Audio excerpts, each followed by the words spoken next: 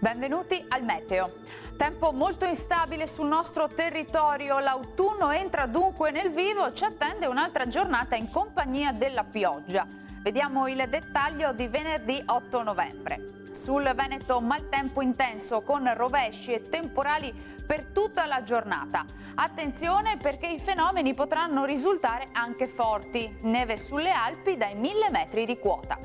Vediamo anche le temperature, le minime saranno comprese tra 9 e 13 gradi, valori massimi tra gli 11 e i 17 gradi circa.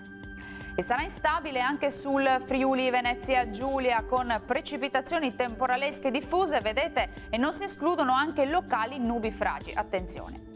Temperature minime tra 10 e 14 gradi, valori massimi oscillanti invece tra i 12 e i 18 gradi. Situazione sostanzialmente identica anche sul Trentino Alto Adige con piogge dappertutto anche di forte intensità. Quota neve in calo fino a 1000-1200 metri sul Trentino.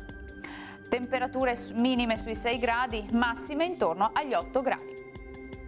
Dal meteo per ora è tutto, buon proseguimento in compagnia di Antenna 3. Arrivederci.